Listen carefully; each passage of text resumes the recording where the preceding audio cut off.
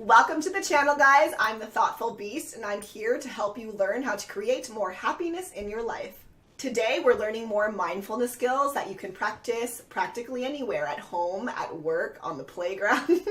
But first, why do we want to practice mindfulness skills? Through the lens of dialectical behavior therapy, they are 1, reduce suffering and increase happiness. Being able to meditate and calm your mind and breathe and not feel anxious all the time is a really good thing, and a lot of people don't have that. Number 2, mind control, which I really mean learning how to control your own mind. It's definitely not easy, so these are skills. You can learn how to better regulate your emotions. You can better analyze how you're living your life to whether or not this is effective for you.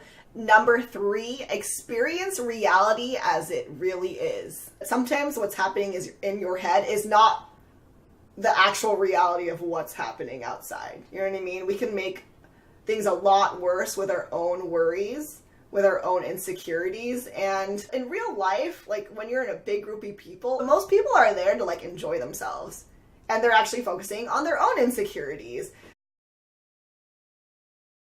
We are going to start with our house skills, and our house skills are going to pertain to how we want to practice our what skills, which we will learn in a couple minutes. First off, non-judgmentally. It's really hard to be not judgmental. I think, especially for those with mental illness, it's really easy to judge yourself.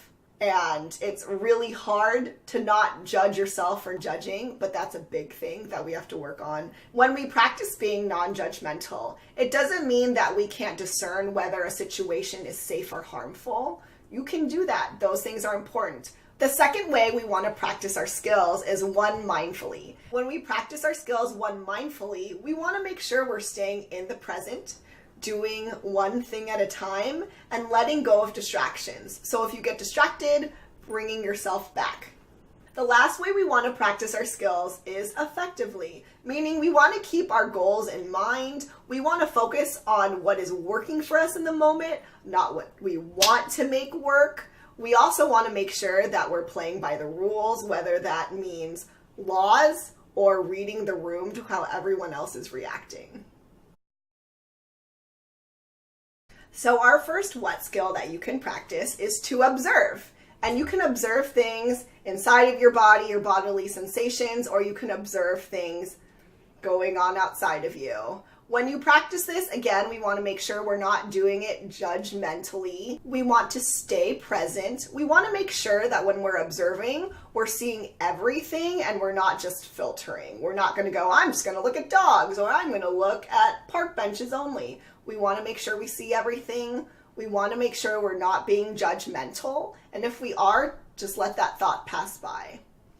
Don't use words when you're observing. Again, just let the thoughts pass in and out of your head. The second what skill we're going to practice is to describe. Describe is really similar to observe because you're basically adding on words.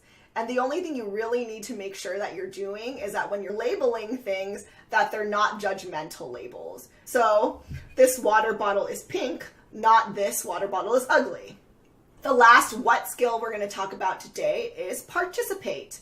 I think participating is actually the harder skill. There's a lot of social anxiety that can go into participating because we're definitely talking about go out and do things. So when we practice participating, we want to stay completely in the moment, in the group. We don't want to take ourselves away. So if we're at a party, staying active in the party and staying away from that corner, which is, where I live. But, practicing not doing that. There is a difference between going with the flow versus letting things happen to you. Going with the flow means you're still actively deciding whether or not you want to do something.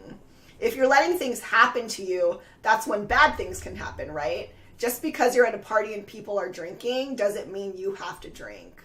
And if someone goes, girl, go with the flow. Everyone's drinking. You should drink too. You can say no. And that's totally fine. That's you being a person, knowing your limits, knowing what you want to do, right? Going with the flow is more like, oh, everyone wants to play Twister and you're just afraid to play because you don't want to lose. that's when you want to practice participating and just be like, hey, whatever, if I lose, I'm having fun, I'm interacting with people, and that's what I want. Those are my goals. That's all for today, guys. If you enjoyed this video, make sure you like, subscribe, and comment below. If you want to check me out on my other channels, go ahead and click the more info button. I also have a Patreon now, so if you guys want to help me in making more content to create more happiness for all of you, anything is appreciated. Thanks, guys. Bye.